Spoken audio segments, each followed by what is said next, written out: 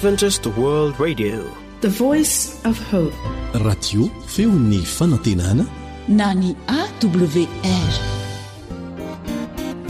Zamana kuaniwan ni radio manerantan la fionefa anantena ni tundrato kiazava. Tao amin'ny tanàn-dehibe anankiray dia nisy zazalahy anankiray natsoina hoe Nirina. Ny asa tao amin'ny garazin-gezabe anankiray ny rainy. Mampalahelo anefa fa mpidoroka ity raim-pianakaviana ity. Fa ny reniny kosa dia kristianina. Indray mandeha dia nisy olona tonga nampianatra soratra masina tao an-tanànan'ny zareo ary nandeha nanatrika ny fivoriana famelabelarana ny tenin'Andriamanitra ilay zazalahy kely antsoina hoe Nirina, ka nandre ny tantaran'i Jesosy izy. Nahafinaritra azy aoka izany nandre izany, ary tsy ela dia tonga tian'i Jesosy toa andreniny ihany koa Nirina. Ankoatr'izay dia nangataka tamin'ireo mpitondra fivavahana ireo izy mba hivavaka ho andrainy. Nisy nilaza tamin'indrainy fa nivavaka ho azy ny olona, ka nampirehatra mafy ny fahatezeran'ny rain'ilay kely izany. Ary rehefa nody tany an-trano izy dia hoy izy mantsy ilay zanany hoe, nasainao mivavaka ho avy ny olona ry Nirina? Endry dada, ho ilay kely. Dia hoy ny rainy taminy, tsy tiako intsony ny hivavahanao fa raha mbola manao izany ianao kareko dia ho kapohako mafy dia mafy mihitsy ianao. Ny ainao sisa no ataoko tsy afaka. Nandritra ny herinandro vitsivitsy dia natahotra ny angataka ny olona hivavaka ho an'ny dada n'ilay zazalahy kely. Indray alina nefa rehefa nanatrika ny fivoriana famelabelarana ny tenin'Andriamanitra ihany izy, dia nisy antso izay nilaza taminy mba hanolo tena ho an'i Jesosy, ary dia nitsangana tsy tamin'ny mpisalasalana ilay zazalahy kely. Ankoatr'izay koa nisy herina nosika tao aminy, nanana fahasahiana hilaza tamin'ireo mpitondra fivavahana ireo mba hivavaka ho an'ny rainy indray. Ny mpitso maraina iny dia nisy olona nakany amin'ilay rainy tany ampiasana ary nilaza taminy hoe, mba fantatrao veringa fa nivavaka ho anao zahay? Ny zanakao nangataka taminay hivavaka ho anao. Sositra mafy ilay raim-pianakaviana raha nandre izany. Ary rehefa nody izy ny harivan'iny, sady efa mamo, romotry ny hatezerana tokoa. Efa lasa natory nefa Nirina raha tonga ny rainy. Endro ilay raim-pianakaviana nitondra hazo be, ary toy ny liona ny herina no ny akarany nakao amin'ny efitranonjanany. Ay, nasainao mivavaka ho andray ny olona? Dado, hoy Nirina kely, tena tiako dia tiako tokoa ianao, ka tsy hitako izay azoko atao afa-tsy mivavaka ho anao. Tiako voavonjy ange ianao ry dady, tiako tsy hisotro toaka intsony, dia nangataka azy ireo mba hivavaka ho anao. Tsy hitako izay azoko atao afa-tsy izany ange ry dady. Vao maika romotra mafy ilay rainy, nobetainy ny zanany ka novelesiny tamin'ilay hazo be. Nivaraontsana ny reniny raha nandreny fikikika an-janany, lasa ny azakazaka nakany amin'ny tohatra. Ary tamin'izay indrindra kosa endro ilay raim-pianakaviana nidina ny vembena tao anatin'ny aizina. Avy hatrany dia nijery an-janany ilay raim-pianakaviana. Endro ilay zazalahy kely nijoro tery tampitohatra, feno rany akanjo mandriny, mangamangana sy naratra be ny tenany, nefa nisy taratry ny lanitra namirapiratra teo amin'ny masony. Dia hoy izy hoe, neny eo, jereo fa nalatsaka ho an'i Jesosy ny rako. Move mba efa nitondra fijaliana na nahafohy zavatra noho i Jesosy ianao? Zao no afatra napetraka Jesosy eo amin'ny Jaona 4:15-20 manao hoe, izay tia ny ainy no mahavery izany, fa izay mankahala ny ainy amin'izao fiainana izao no hiaro izany ho amin'ny fiainana mandrakizay.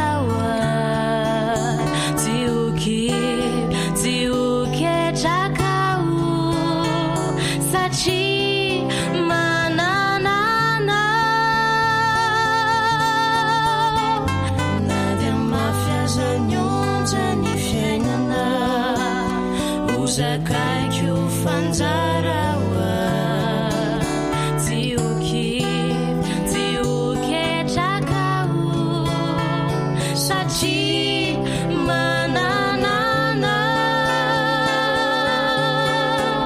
tsy hitady tompo hafa intsony ao fa satria efa manananao ilay ray tompony zao rehetr'izao tompo ianao no mpiaro ahy tompo ianao koa no mihay zay rehetra momba raha io tiako sy tia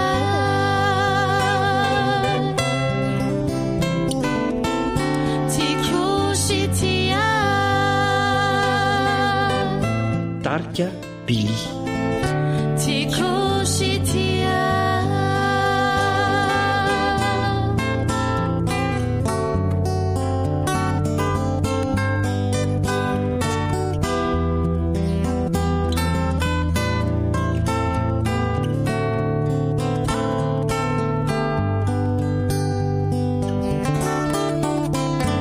Andriamanitra endrino isaorako mahalala ny masara zay rehetra voatokanao ahy ty atao hoasambatra tsy hitady tompo hafa intsony ao fa satria efa manananao ilay ray tompony zao rehetr'izao tompo ianao no mpiaro ahy tompo ianao koa no mihay zay rehetra momba raha io tiako sy tia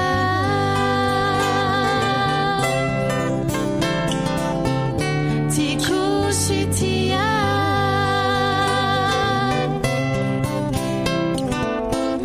tiako sy tia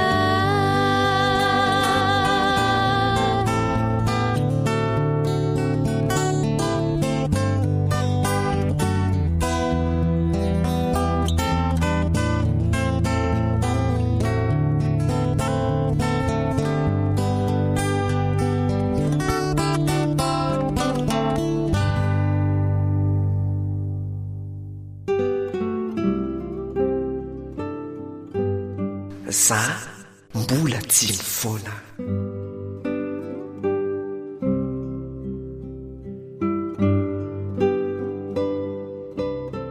magaga fa zana efa niala zana efa dala mbola tsy mifoana magaga fa zana efa tatsy zana efa ratsy mbola tsy mifoana magaga fa zana efa zao zana efa tsy aho mbola tsy ny foana magaga fa zana efa tonta zana de mpanota mbola tsy ny foana ny antony tsy haiko tsy takatry ny saiko tsy hitako hoe nahoana fa mbola tsy ny foana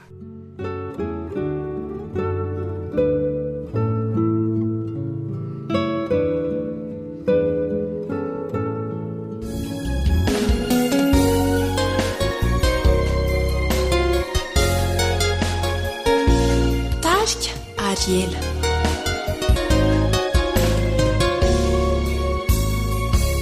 Sakaizaho momba tsapana ilay famonjeny izay natolony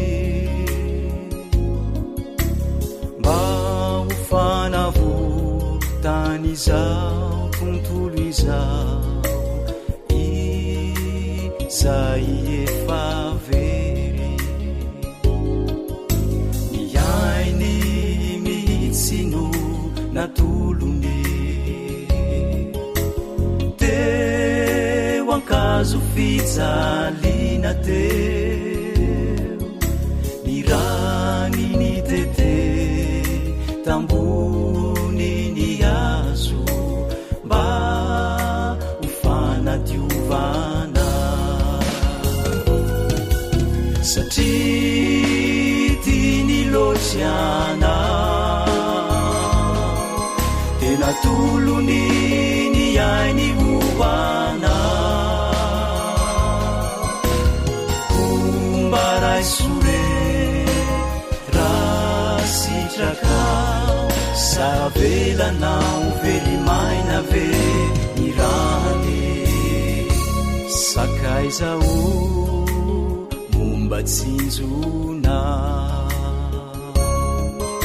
jesosy niaritra irery tambony nya sofijaliana teo mba hofamonjenana lohany ny sisatro tsilo ny vatany fenoratrako ireny retrire ny aretany avoko satria tiany lotriana satria tiany lotriana tena tolony ny ainy hoana fomba raisore raha sitrakao savelanao verimaina ve ny rany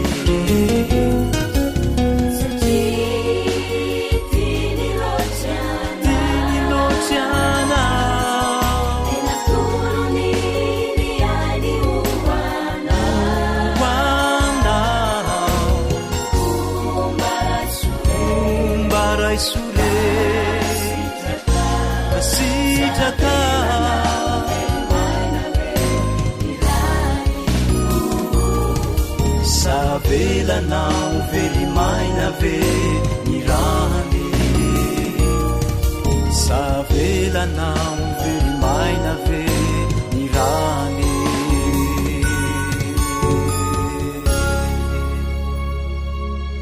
zay lay onjany fanantinana AWR manolotra ho anao feo ny fanantenana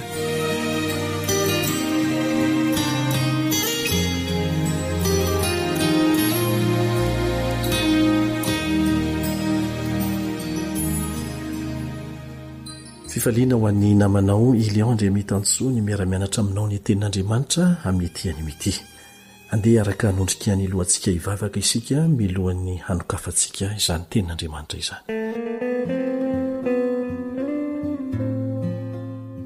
raizany an-danitra ho masinina ny anaranao tonga ny fanjakanao ity antantaka ny an-danitra fanerenay mafy izany mangataka anao mba hamela ny elokay taky ny namelanay izay meloka taminay ary raha hianatra ny teninao zahay dia ahirato ny masonay sokafo ny fonay ampilefero ny tsy fahaizanay ampilefero ny firehirian'ny fonay hiazona izay zavatra tsy mifanaraka amin'ny sitraponao kanefa mety nataonay hatramin'izay angatanay amin'ny fomba manokana ny fanahy masina nazava ny sainay amin'ny anaran'i Jesosy amen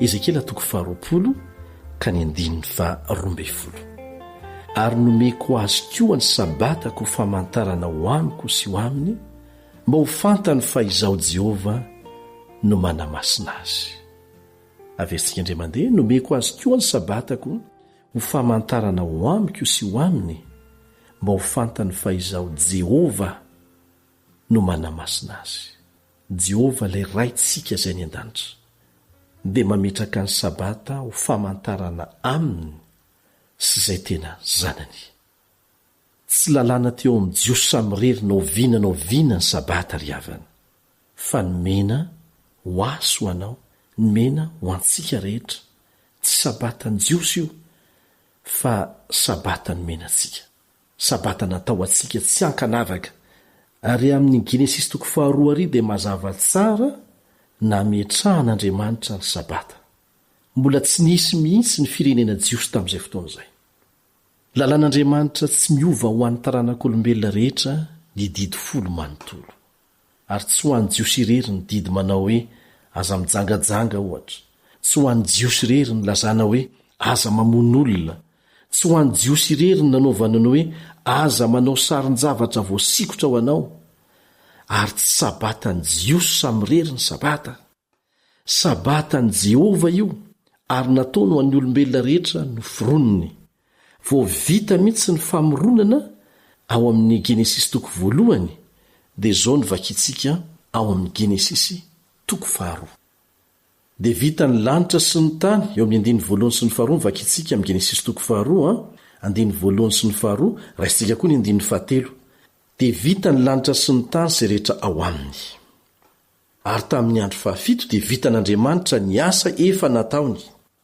dia nitsahatra tamin'ny andro 7 izy tamin'ny asany rehetra izay efa nataony ary Andriamanitra ny tany andro 7 sy nanamasina azy satria tamin'izany ny tsara an'Andriamanitra tamin'ny asany rehetra izay ny fironony tamin'ny nanaovany azy teo ny nametrahana ny sabata voalohany fa tsy tamin'ny andron'ny jiosy akory sabatany Jehova Andriamanitra ao izay ny voalaza ao fa tsy hoe sabatany jiosy ary nataony ho an'ny olombelona rehetra manambara ny fomba tsara indrindra hoentina miaina ireo didy 10 izay hitantsika napetrak'Andriamanitra ao anatin'izany ny sabata mila andro anankiray hitsaharana isika kanefa tsy izay andro rehetra tiantsika fa izay andro nitendren'Andriamanitra ireo didy 10 ireo no fototra iorenan'ny fiainana sambatra ny fiainana mamokatra sy manana ny maizy azy ary asa raha fantatrao fa ireo didy 10 ireo ny fototra iasan'ny ministeran'ny fitsarana rehetra maneran-tany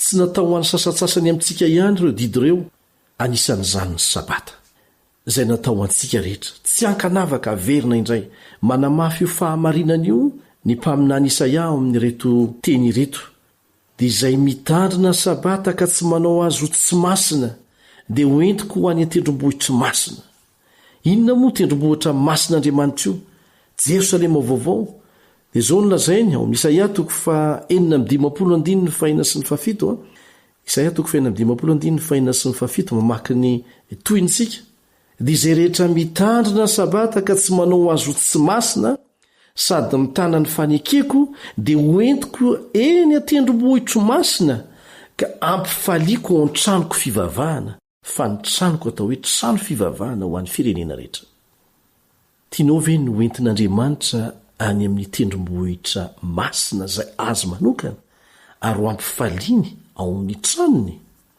tandreo ny sabata tsy an'ny advantista ny sabata tsy anatoko-ponoana izao na izao ny sabata ny Jehova io dia raha manaraka azy ianao dia asainy tandrina ny sabata no atserovana fa izy namorona anao izay no antony nametrahany sabata atserovana fa izy namorona anao ary namorona zao rehetrarehetra manodidina anao zao Satana dia tsy tia an'Andriamanitra ary ny zavatra tena amelezany voalohany ny mpanaraka an'Andriamanitra dia ny anaovana izay atonga azy ireo tsy atsiaro fa Andriamanitra ny namorona azy sy namorona zao rehetrarehetra zao ary izay no mahatonga azy mankahala ny sabata hoy Andriamanitra hoe indray androany ny firenena rehetra dia ho avy enkohoka manodidina seza fiandrianako any amin'ny Jerosalema vaovao isaky ny sabata fahitana fampianarana mikasika ny trano fivavahan'Andriamanitra hitantsika ao amin'ny boky ny Apokalipsy izany io ny Jerosalema vaovao eo amin'io seza fiandrianan'Andriamanitra io ao anatin'izany Jerosalema vaovao zany no anaovan'ny vahoaka an'Andriamanitra rehetra hira fiderana ho an'ny mpamorona azy sy mpamonjy azy ny sabata ny andro 7 matony tsy pihana mihitsy hoe andro 7 fa tsy hoe sabata fitsarana fotsiny io sabata ny andro 7 no andro ny tsara an'Andriamanitra andro no hamasin'Andriamanitra andro no tahian'andriamanitra. io zany no kofe volamena mamatotra ny famoronana ao amin'ny genesisy amin'ny famoronana vaovao ao amin'ny boky ny apokalipsy.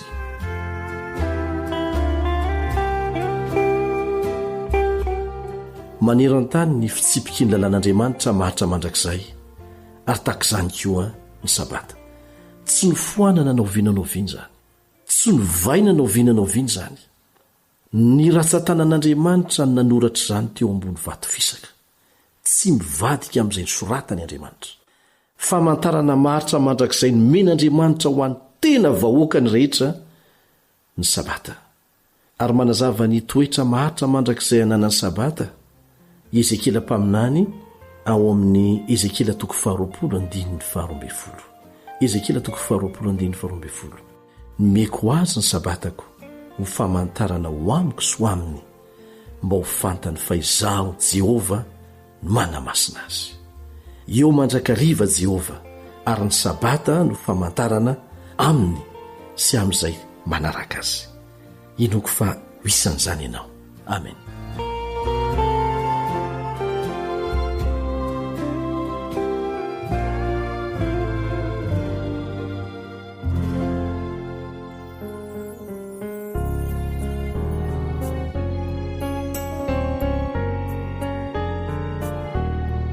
Mr Vonjy sy Jacqueline.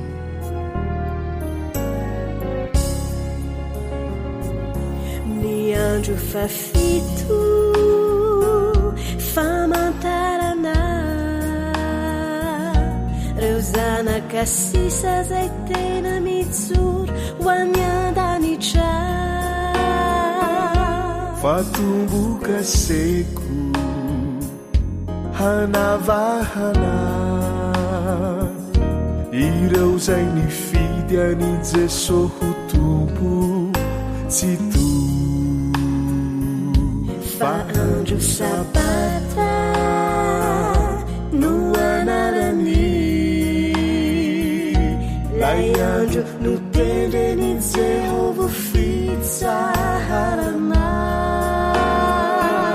sady voapolofo anaty Baiboly voasoratry ny ratsan-tanany tompo mady.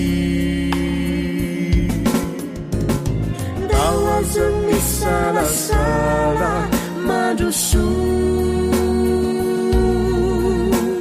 midira anaty ny vala mazoto.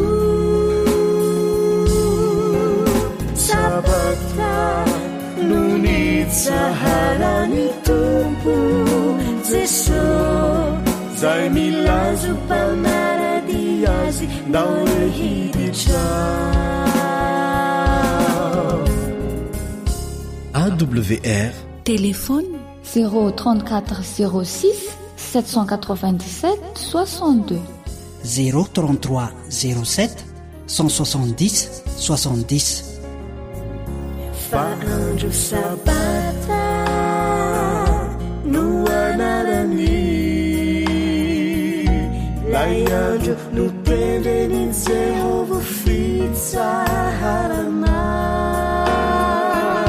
sady voapolofo anaty Baiboly voasoratry ny ratsan-tanany tompo mady.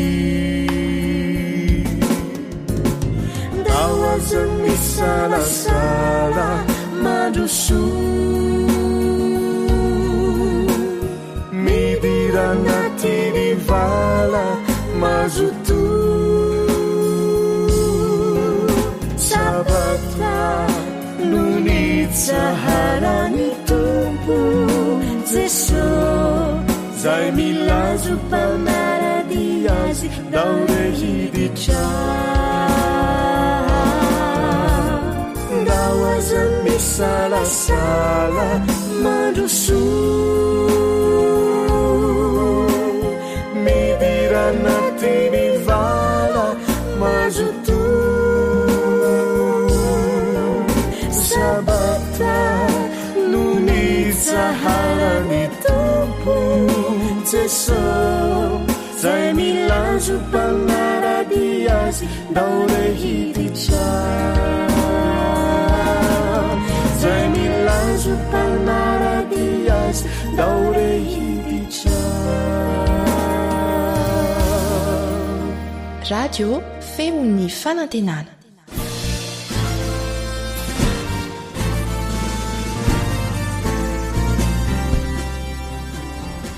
fiangana vaovao fiangana vaovao famelabelarana rahatsoratra masina arahanao eto amin'ny onjam-peon'ny feon'ny fanantenana miaraka amin'ny pasteur Rabeanise Lalaina. Isika rehetra izao no ankasamianatra ho avelao ireo taloha fijery afanoatao vaova avoko ny saina sy ny fo fiangana vaova. Iara-panatsika rehetra izay mihaino ity fandarana ity. Ny tenako any dia pastor Rabeanise Lalaina izay manao ny lahateny ankehitriny. Ny lohahevitra izay hojerentsika ao anatin'izao zanam-pandaharana fiangana vaovao izao dia lohahevitra mitondra lohateny manao hoe afaka mino an'Andriamanitra isika, afaka mino an'Andriamanitra isika. Milo izay nefa dia tiako ny manasanao mba hiaraka hivavaka isika.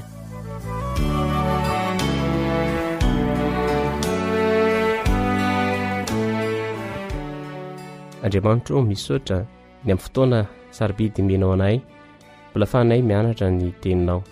Sokafo ny fonay tsirairay avy mba ahafahanay mametraka izany teninao izany ao am-ponay ary mba ahafahanay miaina izany tanteraka. Anaran'i Jesosy Kristy. Amen.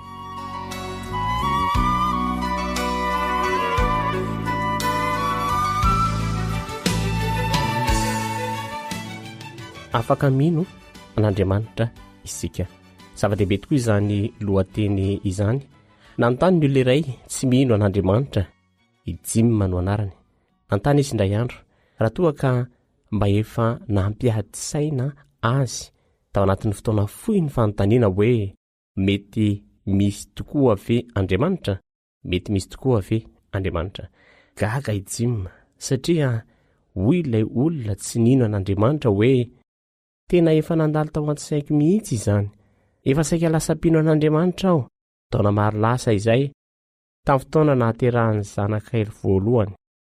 Rehefa nijery ireo ratsan-tanana kely ny foritra aho ary nahita ny famiratry ny fiazahana nandinika tao anatin'ireo maso keliny dia nandalo volana maromaro izay nampitsarako ny tsy finoko an'Andriamanitra. Efa saika resy lahatra mantsy aho rehefa nijery an'io zaza io hoe tena tsy maintsy misy Andriamanitra ary marina misy azany Andriamanitra izany anoany. Ny zavatra rehetra dia manana pahary avokoa. Izay ny olo jerentsika voalohany. Ny nahariana ny tenan'olombelona dia midika fa misy ihany koa ny pahary ary milaza amintsika ny manam-pahaizana ara-tsiansa hoe atoa dia mitahiry sy mahatsiaro sary anarivony.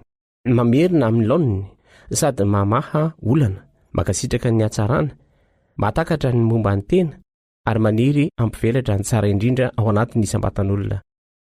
Ny tanjaka elektrika miainga avy ao amin'ny atidoha no mifehy ny etsika rehetra ataon'ny ozatra eo amin'ny vatana.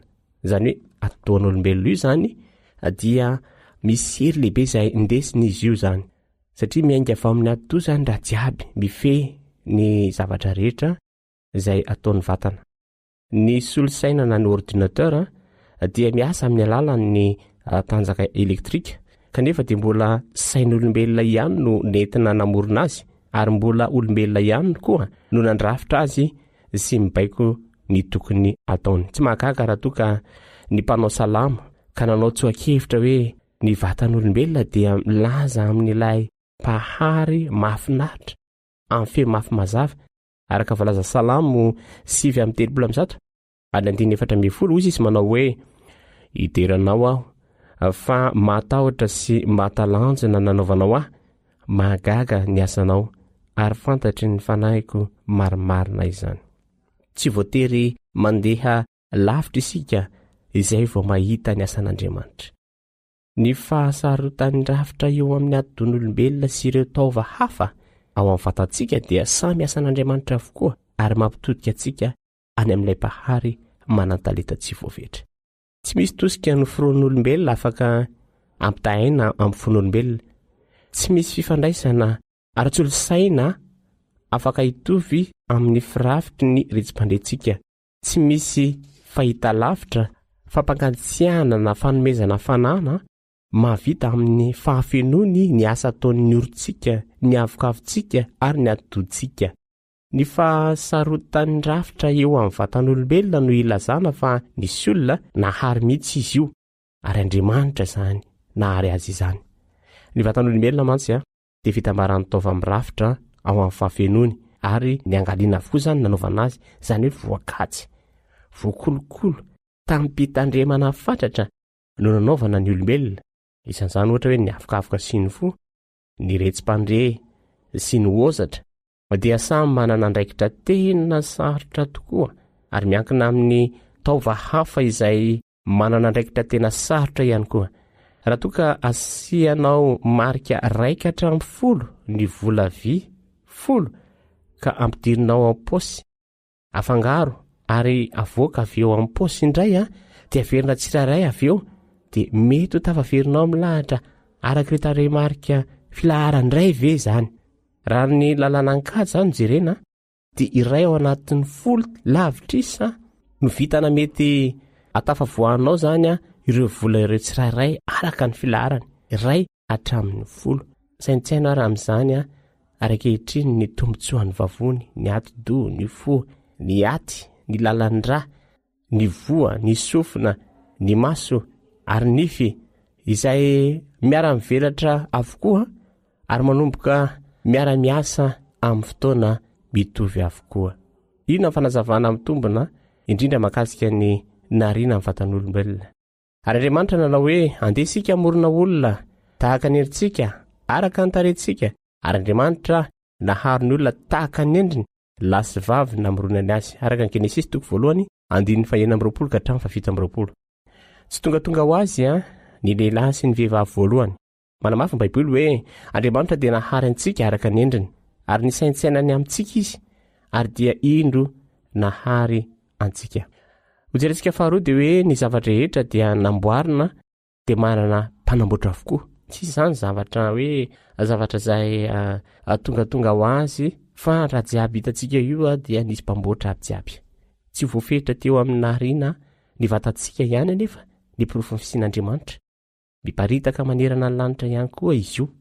Ilaozy kely ny jiron'ny tanan-dehibe ary andrandrao eny amin'ny lanitra ireny amin'ny masonao amin'ny alina ireny abakabaka fotsy any ambadiky ny kintana ireny izay atsotsika hoe voalakite dia andihan-kintana miaraka amin'ny masoandro lavitrisa mamiratra toy ny masoandrontsika ilay izy.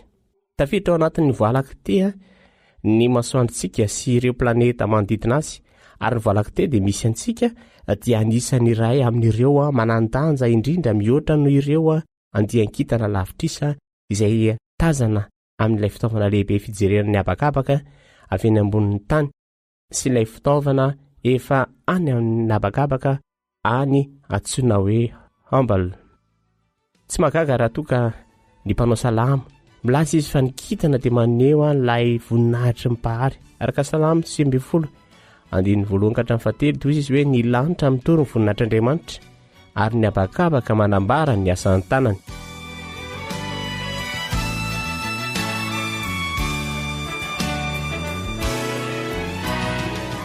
Io nary no azontsika ambara rehefa mijery ny fahasarotan'ny rafitra sy ny fitadasikin'ny izao tontolo izao. Tamin'ny voalohany Andriamanitra hozy izy nahary lanitra sy ny tany araka ny Genesis 1:1. Tamin'ny voalohany Andriamanitra nahary lanitra sy ny tany. Misy pahary izany lanitra sy ny tany dia Andriamanitra nanao izany. Ary izy no talohan'ny zavatra rehetra sady ao aminy no aharetany zavatra rehetra. Kolosiana 1:10 Paoly apôstôly moa izany miresaka an'izy io hoe ao aminy aretany zavatra rehetra. Ny voary rehetra izany dia manampirofo ny fisian'Andriamanitra izay toy ny mpamolavola sy pahary tsy manapetra. Ary anatin'ilay teny tsotra hoe tamin'ny voalohany Andriamanitra no ahitantsika zany ny vali ny zava-miafy ny fiainana, misy Andriamanitra izay nahary ny zavatra rehetra. Maro amin'ny manampahaizana ara-tsiansa lehibe amin'izao fotoana izao no mino an'Andriamanitra. Indray andro dia izao nambaran'ny Dr Arthur Compton, mpitsabo nahazo ny mari-pakasitrahana Nobel Prize momba io andininy amin'ny Soratra Masina io zany izy. Araka ny hevitra ozy izy ny finoana dia manomboka amin'ny fahatsapana fa misy saina ambony indrindra ny sian'izao tontolo izao sady nahary ny olombelona. Tsy sarotra ho azy izy ny manana izany finoana izany satria mazava tsara fa matoa misy ny drafitra dia misy saina ambony indrindra nanao izany.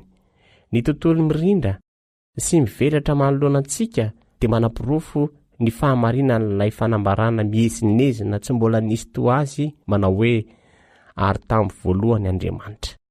Zava-dehibe na manam-pahaizana aza dia mahatakatra iteny hoe ary tamin'ny voalohany Andriamanitra. Tsy miezaka nampirofo ny fisian'Andriamanitra akory ny Baiboly, fa milaza ny fisiany kosa izy. Izao no nosoratan'ny Dr Arthur Coquelin, mpandalina momba ny zava-mananaina. Ny fahazonantoka ny fisian'ny fiainana avy any amin'ny kisendrasendra dia mitovy amin'ny fahazonantoka ny fisian'ny rakibolana feno tanteraka vokatry ny fipoahana tao anatin'ny trano fanoy tamin'ny pritiray. Antsika fa ny olombelona dia tsy afaka nahary zavatra iray avy amin'ny tsy misy. Afaka manangana zavatra isika, mamorona zavatra ary manambatra zavatra, kanefa tsy nisy zavatra natombotsika avy amin'ny tsy misy izany mihitsy. Eny fa na dia sahona kely indrindra sy ny voninkazo tsotra indrindra aza, ny zavatra rehetra manodidina antsika dia samy miantsoantso avokoa hoe Andriamanitra no namolona vola, Andriamanitra no nahary, ary Andriamanitra no miazona. Andriamanitra no hoan'ny valiny azo inona momba ny andohan'ny abakabaka sy izao tontolo izao ary ny olombelona. Tonga mifandray akaiky amin'ny olona Andriamanitra. Tapany fahatelontsika dia resaka makasika momba an'izay fifandraisana amin'Andriamanitra izay. Ilay Andriamanitra izay namolona volan'ny lanitra feno kintana izay nahary izao tontolo izao dia mikatsaka fifandraisana manokana miaraka amintsika. Ny mifandray manokana amin'ny Mosesy izy araka ny rajerentsika ny Exodosy 7:30 hoe ary Jehova ny teny ny fanatrika tamin'ny Mosesy tahaka ny olona izay miresaka tamin'ny sakaizany. Izany ny zavatra ataon'Andriamanitra amin'ny olombelona. Te hifandray manokana aminao ihany koa Andriamanitra ary ho tonga namanao. Izao no nampanantenain'i Jesosy ho an'izay manaradia azy. Araka ny Jaona 10:14 hoy izy manao hoe ianareo no sakaizako. Samy efa niady-saina tamin'izany resaka momban'Andriamanitra izany avokoa isika rehetra, satria efa ara-boajanahary ao anatin'ny olombelona ny fitiavana fivavahana. Tsy mbola nisy biby nanangana alitara fiankofana izany mihitsy. Fa na aiza kosa ahitanao lehilahy sy vehivavy dia hitanao miankoka atran'izy ireny. Efa mitoetra ao anatin'ny folombelona lalina ao amin'ny faniriana ara-boajanahary ny ankohaka, ny fahalalana an'Andriamanitra ary ny faniriana ho tonga naman'Andriamanitra. Rehefa tanterahantsika zany ny fanirintsika ka mahita an'Andriamanitra isika dia tsy hisy fisalasalana momba ny fisian'Andriamanitra sy ny filantsika intsony.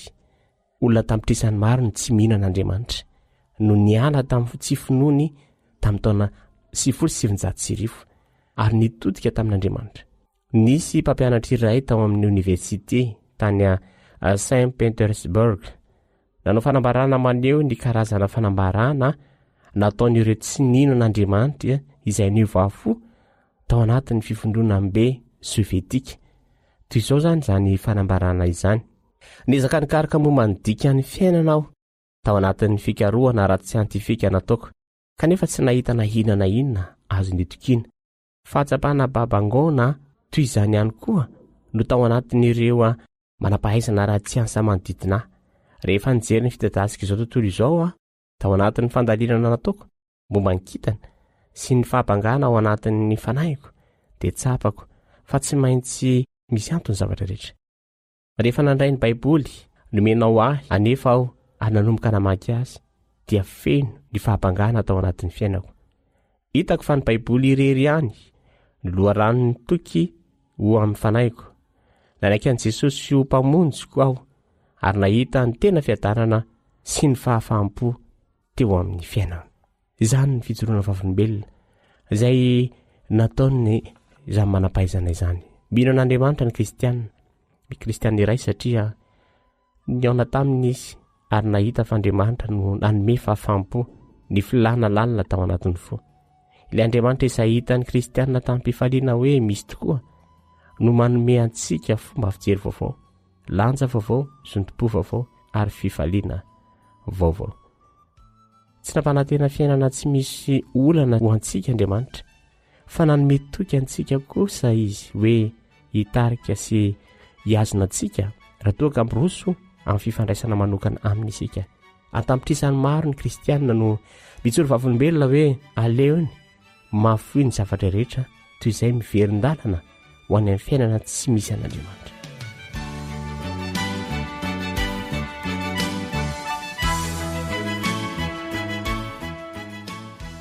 Izao ny tena mahagaga ny olon-drehetra. Ilay Andriamanitra izay namolavola nahary ary niazo n'izao rehetra izao ihany no maniry hanana fifandraisana manokana amin'ny lehilahy sy ny vehivavy ary ny tovolahy sy ny tovovavy rehetra. Nafaly an'i Davida izany fony izy nanoratra hoe araka ny Salamo 19:7 raha jereko ny lanitrao izay asan'ny ratsan-tananao sy ny volana makitana izay noforoninao, inona moa ny olona no atsiarovanao azy? Matsiaro ny sambatan'olona amintsika ny pary antsika, malina azy ny momba ny tenanao manokana toy ny hoe ianao irery no anovoary no ariny. Afaka mino an'Andriamanitra isika satria ny antony voalohany dia izao hoe noho ny fahasarotany rafitra teo amin'izay rehetra no ariny momba antsika, ary faharoa dia hoe noho ny fanirentsika fatratra ny toeran'Andriamanitra ao anatintsika izay mahatonga antsika tsy anampitsaharana mandra-pahitantsika fitsaharana ao aminy. Ary fahatelo dia hoe satria rehefa mikatsaka ka mahita an'Andriamanitra isika dia omeny amin'ny fafenony izay rehetra ilaintsika sy irintsika. Ny tampany fahaefatra dia jerentsika ny hoe karazan'Andriamanitra manao ahoana moa izy? Karazan'Andriamanitra manao ahoana moa ilay Andriamanitsika? Raha ny kosa aloha angamba raha toka hoe maniry ny ampahafantatra ny tenany amin'ny voariny ilay Andriamanitra ny tena manokana. Tahaka ny ray izay maniry ny ahafantarany zanany azy. Ary ambaran'Andriamanitra antsika ao amin'ny Baiboly hoe iza moa izy ary manao ahoana ny endriny. Zao lazay Genesis 1:7. Inona no lasitra nampiasain'Andriamanitra fony izy nahary ny lehilahy sy ny vehivavy? Ary Andriamanitra nahary ny olona tahaka ny endriny. Izany no fanambarana. Genesis 1:7. Ary Andriamanitra nahary ny olona tahaka ny endriny. Koa satria isika no ariana araka ny endrik'Andriamanitra dia avy aminy avokoa izany ny fahafahantsika amin'ny saintsaina sy mahatsapa, mitadidy sy manantena, mandanjalanja sy mamakafaka. Ina ara zany ny toetra tena mibahan-toerana amin'Andriamanitra. Andriamanitra te fitiavana araka ny Jaona 1:7. Mifandray amin'ny olombelona Andriamanitra noho ny fony feno fitiavana. Tsy nisy na inona na inona nataony na mbola ataony izay tsy vokatry ny fitiavana, tsy mifangaro fitiavana tena sy fisoronana. Ahoana moa fomba nanehoan'i Jesosy ny endrik'Andriamanitra? Aferin'Andriamanitra ao amin'ny Baiboly hatrany ny filazana ny tenany hoe ray. Satria Malakia 2:10 dia milaza hoe tsy mpiombony ray va isika rehetra? Tsy Andriamanitra iray ihany va nahary antsika? Ny endriky ny ray sasany hitantsika amin'izao fotoana izao dia tena mahate anana tokoa. Misy ray tsy mivaky loha kosa nefa sady mampiasa herisetra. Tsy mba tahaka izany Andriamanitra. Ray mikarakara sy mihevitra izy. Izy no karazana ray izay tia miara-milalao amin'ny zanany lahy sy vavy. Karazana ray izay mampiata ny zanany amin'ny alalan'ny fanaovana tantara alohan'ny atory. Ny raintsika be fitiavana dia maniry ny anao mihoatra lavitra noho ny fanehoana ny tenany amin'ny alalan'ny teny ao amin'ny soratra masina. Fantany fa inoantsika kokoa ny olona iarahantsika tonga teto amin'izao tontolontsika izao amin'ny maha olombelona azy izy. Izany hoe tonga olombelona Jesosy. Izy ny endrik'Andriamanitra tsy hita araka ny Kolosianina toko 1:12. Izy Jesosy zany le endrika Andriamanitra tsy hita. Raha toa ka efa nahitan'i Jesosy zany ianao dia efa nahitan'Andriamanitra. Tonga nitovy saranga tamintsika izy, tonga tahaka antsika izy mba hahafahany mampianatra antsika ny fomba fiaina sy ny fahasambarana ary ahitantsika hoe manao ahoana tokoa moa Andriamanitra. I Jesosy no endrik'Andriamanitra hita maso. Ny tenany mihitsy no milaza izao teny izao manao hoe izay nahita dia nahita ny Ray, araka ny Jaona 4:15. Izay nahita dia nahita ny Ray. Rehefa mamaky ny tantaran'i Jesosy ao anatin'ireo filazantsara efatra ianao, izany hoe ireo boky efatra voalohany ao amin'ny Testamenta Vaovao, dia hita fa ny endrika mahatalanjo ny raintsika izay any an-danitra. Nataony aratony ireo mpanjono na fanafo mba anarahany any Kristy ary ny tangorona mba andray ny tsodrano avy amin'ny ankizy madinika.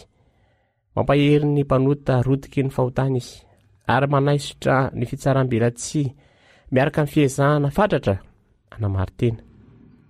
Nanasitrana ny zavatra rehetra izy, nanomboka tany amin'ny fahatsambana hatramin'ny abokana. Nasehony Jesosy teo anatin'ny hetsika rehetra nataony hoe Andriamanitra dia fitiavana. Nomeny avokoa izay rehetra ny ilain'ny olombelona ary tamin'ny alalan'ny fomba izay tsy mbola nisy nanao teo anatrehany mihitsy hatramin'izay. Teo ankazofijaliana no nanaovan'i Jesosy ny fanehoana be voninahitra ny endrik'Andriamanitra. Fa toy izao no nitiavan'Andriamanitra n'izao tontolo izao. Nomeny ny zanalay tokana mba tsy ho very izay rehetra mino azy, fa anana fiainana mandrakizay. Jaona 4:1-5. Tsy vitany hoe maty Jesosy mba nanantsika fiainana sambatra kokoa ankehitriny, fa mba anolorana antsika ny fiainana mandrakizay ihany koa. Efa antaonany maro izao ny olona no talanjona, nanantena ary nanonofy ny momba an'Andriamanitra. Hitan'izy ireo eny amin'ny lanitra sy ao anatin'ny hatsaran'ny natiora ny asan'ny tanany. Namaky ny fahanginana nisy hatr'izay Jesosy rehefa teo ankazofijaliana ary tsapan'ny olona hoe tavan'Andriamanitra mihitsy no jeren'izy ireo tamin'ny fotoana io, ka hitan'izy ireo ny tena maizy azy. Fitiavana mandrakizay tsy mety maty. Rehefa malala mety efa nipetraka taminao tokoa izany fanontaniana izany matetika. Mety manahirana ny sainao tokoa angamba izany hoe misy tokoa ve Andriamanitra? Moa ve mba tena misy izany pahary izany? Mety efa nitady ny valiny izany koa angamba ianao taona maro lasa izay. Fantatrao amin'izay ara fa Andriamanitra ankehitriny dia efa misy izy, satria efa nasehon'i Jesosy izy. Ny fahafantarana izany no hitarika anao fanambarana tena matitra manao hoe ray io tiako ianao. Fantatra ankehitriny ny fisinao. Zava-poana ny fiainako raha tsy eo ianao. Tiako ny andraisanao fanapahan-kevitra ka andray an'Andriamanitra sino azy androany. Koa raha ekenao izany dia resao ao am-ponao ao hoe Andriamanitra mila anao ny fiainako, mila fanatrehanao tsy mahefa inona na inona, tsy mahavita manao na inona na inona, tsy mahavita mamorona na inona na inona raha toa ka tsy eo ianao. Andriamanitra ny hitantsika. Amen.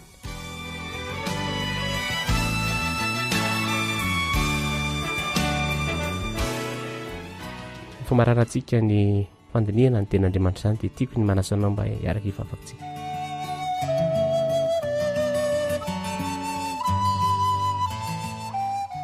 Rainay tsy an-danitra misaotra anao ny amin'ny tenina mahery satria nampafantarinao anay tamin'ity fandaharana ity fa tena misy tokoa ianao no nahary lanitra sy ny tany izao rehetra izao ary naseho tamin'ny alalan'ilay Jesosy Kristy izay maty eo amin'ny hazofijaliana izany.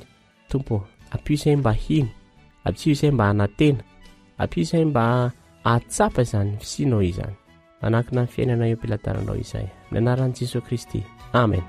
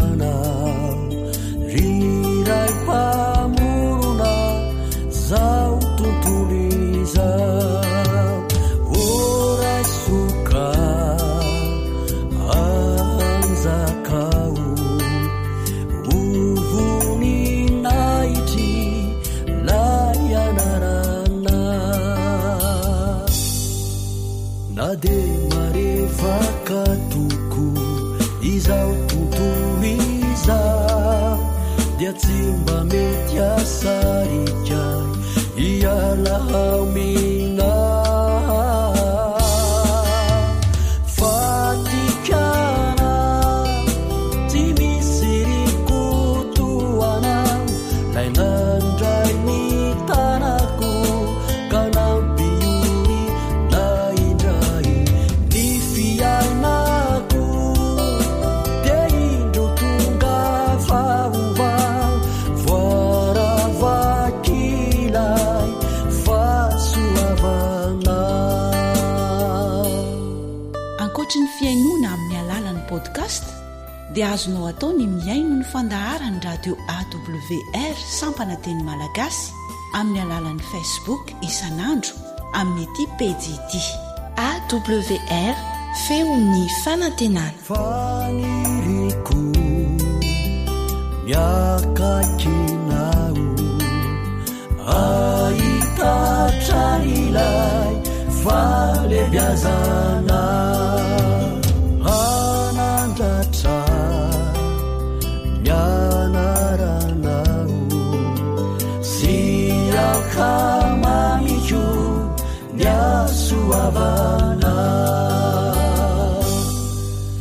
na de marevaka toko izao tontolo izao dia tsy mba mety asarikay ialahamina fatikana tsy misy rikutuana lai nandray ny tanako ka nampiori naindray ny fiainako dia indro tonga vaovao voaravakilay fahasoavana fatikana tsy misy rikutuana lai nandray ny tanako ka nampiori naindray ny fiainako dia indro tonga vaovao voaravakilay fahasoavana.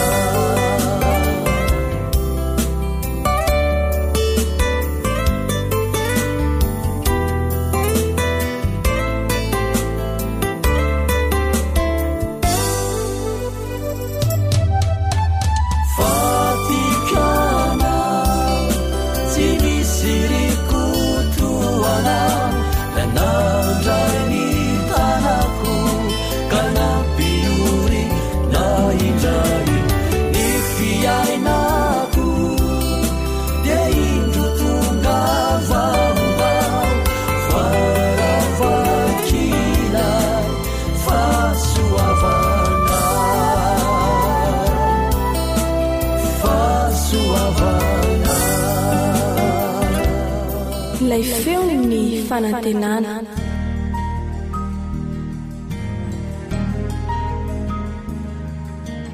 Faniteninao no fahamarinana. Taridalana manokana fianarana baiboly avoaka ny fiangonana advantista maneran-tany. Iarahanao amin'ny radio feon'ny fanantenana.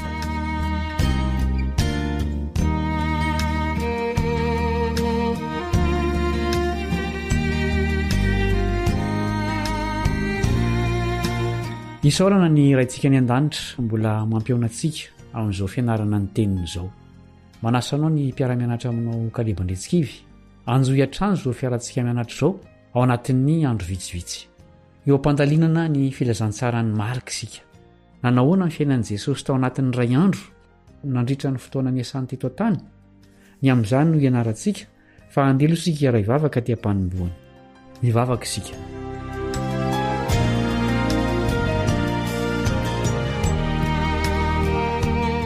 Rainay izahay any an-danitro, andalina ny asan'i Jesosy teto an-tany izahay, koa mangataka ny fanahanao hanokatra ny sainay ahitanay zava-mahagaga ao amin'ny teninao.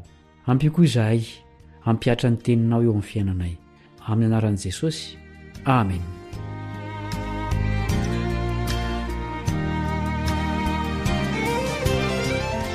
ny andininy ataontsika tsenjery dia ny marika toko voalohany andininy fafito ambivolo andeha raha ntsika manonona izany marika toko voalohany andininy fafito ambivolo ary hoy Jesosy taminy andeha anaraka fa ataoko mpanarahatolona ianareo ary hoy Jesosy taminy andeha anaraka fa ataoko mpanarahatolona ianareo.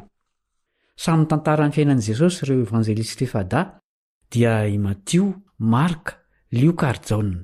Samy miresaka ny amin'ny nanomboan'i Jesosy ny asany izy ireo, saingy amin'ny fomba samihafa no anehoan'izy ireo an'izany. Tantarain'i Matio ny fidianan'i Jesosy ny mpianany sy ny toroteny nataony teo tendrombohitra. Lioka indray mitantara ny amin'ny toroteny voalohany nataon'i Jesosy tao amin'ny sinagoga tamin'ny andro sabata. Jaona kosa mitantara ny amin'ny fidianan'i Jesosy ny sasany tamin'ireo mpianany voalohany. Rehefa izay dia tantarain'i Jaona ny amin'ny fampakaram-bady tao Kana izay nanasanan'i Jesosy. Marika indray mitantara ny amin'ny nanasan'i Jesosy efa dà anaraka azy. Rehefa izany dia resahany ny amin'ny zavatra nataon'i Jesosy indray sabata tao Kapernaomy sy izay niseho taorian'izany. Io tantara momba ny nataon'i Jesosy tamin'ny sabata io dia manampy antsika hafantatra biby kokoa ny amin'i Jesosy. Ao amin'ny marika toko voalohany dia tantarain'ny Marika ny asa nataon'i Jesosy taorian'ny batisany. Resahan'ny kely ihany koa nefa izay teny nolazain'i Jesosy. Nanasa lehilahy vitsivitsy Jesosy hanaraka azy. Nanala devoly izy. No resahan'i Jesosy ny amin'ny lalana izay alehany. Nanasitrana lehilahy nararioditra izy ary niteny taminy mba hiseho any amin'ny mpisorona. Araka ny hitantsika eo amin'ny fitantaran'ny Marika dia hita fa tiany kokoa ny tantara amintsika izay zavatra nataon'i Jesosy fa tsy ny teny izay nolazainy loatra. Tantaran'ny Marika ary fa nanasitrana olona maro Jesosy. Tiany Marika koa no mampiasa ny teny hoe niaraka tamin'izay. Ahitana an'izany reto andininy manaraka reto. Marika toko voalohany, andininy 12, 17, 20, 7, 30 sy ny 130. Ampiasain'ny Marika ireo teny ireo ilazany fa tena angam-piasa Jesosy. Mpiara-mianatra namana, tokony hakatahaka izany fomba fiasan'i Jesosy izany koa isika. Izay no mamarana ny fiarantsika mianatra androany. Manasa no mbola anaraka ny toy ny mpiara-mianatra aminao Kaleba Andretsikivy.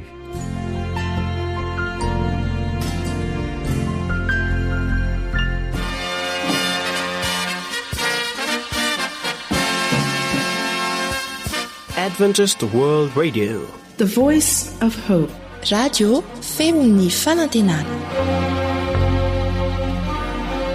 Ny farana treto ny fanarahanao ny fandaharan'ny radio feo fanantenana na ny AWR amin'ny teny malagasy.